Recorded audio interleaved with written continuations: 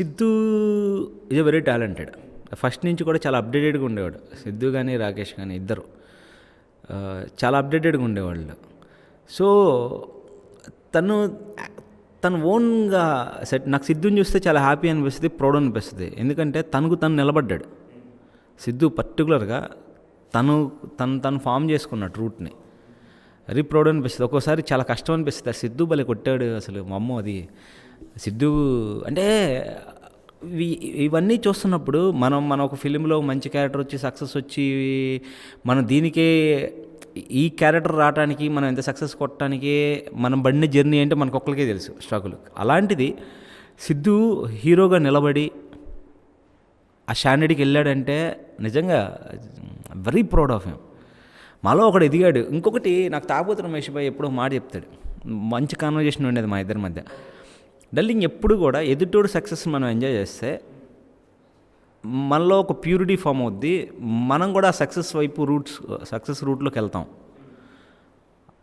అది చాలా మంచి కూడా అనిపించింది నాకు. నేను ఒక 12 years బ్యాక్ విన్నా. నాకు అందుకే నా ఫ్రెండ్స్ ఎవరైనా మంచి సక్సెస్ కొడితే నాకు చాలా హ్యాపీ అనిపిస్తుంది. మేబీ నేను ఫాలో అవుతాను.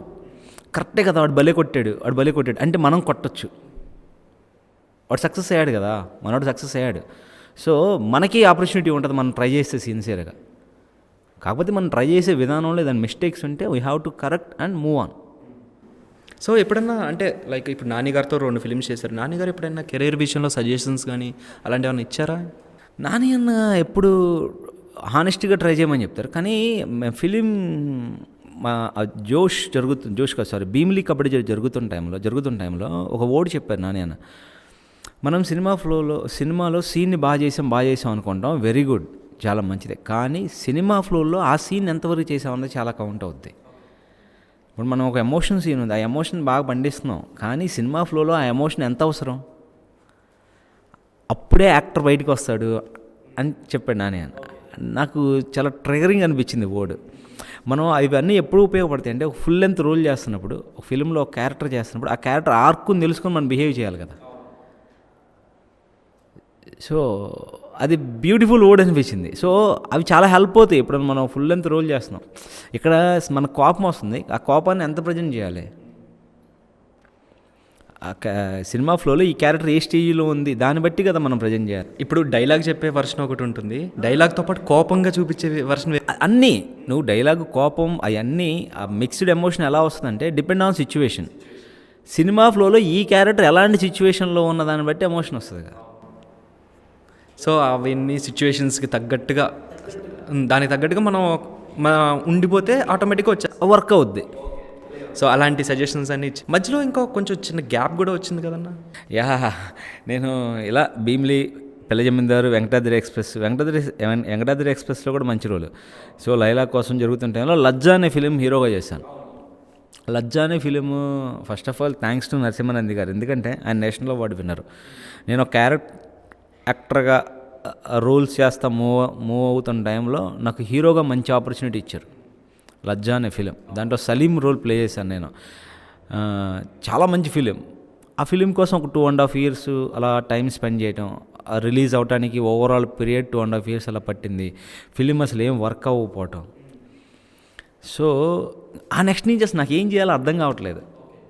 అరే ఇక్కడ లీడ్గా చేసేసాము, ఇప్పుడు నెక్స్ట్ క్యారెక్టర్స్ చేయాలా వద్దా, ఈ కన్ఫ్యూజను. ఇంకొకటి లీడ్ క్యారెక్టర్ సినిమాలు వస్తున్నాయి కానీ అంత స్టఫ్ ఉన్న ఫిలిం రావట్లేదు. మనం అలాంటి స్టఫ్ ఉన్న ఫిలిం చేయకుండా మళ్ళీ టైం వేస్ట్ చేసి ఇప్పుడే యాజ్ ఎ క్యారెక్టర్ యాక్టర్గా కొన్ని ఫిలిమ్స్ చేయలేకపోయాను ఆ లుక్ వల్ల. సో మళ్ళీ ఇంకా పోస్ట్పోన్ అయితే మళ్ళీ ఇది ప్రాబ్లం అవుతుందని నేను ఆలోచించుకొని సరే ఏదైనా ప్రాపర్ రోల్ వస్తే చేద్దాం. అలా ట్రై చేస్తుంటే ఎలా వర్క్ అవ్వట్లేదు. నేను వెళ్ళి క్యారెక్టర్లు అడుగుతుంటే నువ్వు హీరోగా చేసావు కదరా ఇప్పుడు ఎందుకు అంటున్నారు.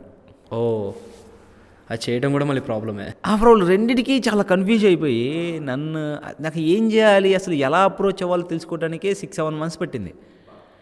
అంటే సినిమా వర్క్ అవ్వక మనం ఒక 6-7 months ఒక డెసిషన్ తీసుకోలేని స్టేజ్లో మనం ఉంటామంటే బ్రెయిన్ మామూలుగా డిస్టర్బ్ అవ్వదు.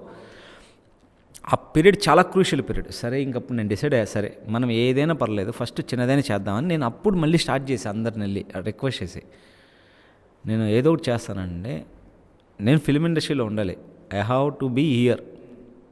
So I will ready to do anything అని రిక్వెస్ట్ చేయడం స్టార్ట్ చేసిన తర్వాత నువ్వు నమ్మవు సంజు, నా ఇండస్ట్రీ కెరీర్ స్టార్టింగ్లో కన్నా అప్పుడు very very very small roles చేశాను. వెరీ స్మాల్ రోల్స్, లైక్ ఒక షార్ట్, ఒక సీన్ అలా అలా అలా వెళ్ళే సీన్స్ చేస్తే వెళ్ళాను. చాలా పెయిన్ అంటే ఆబ్వియస్లీ మనం ఇన్ని మంచి క్యారెక్టర్లు చేసి పెయిన్ ఉంది, నాకు చాలా పెయిన్ అనిపిస్తుంది లోపల. కానీ వద్దు, we have to move on. అంటే మనకి ఈ రోజుకి ఇది మంచి ఆపర్చునిటీ, ఇది కూడా లేకపోతే వద్దు, ఇది చేస్తా వెళ్దాం అలా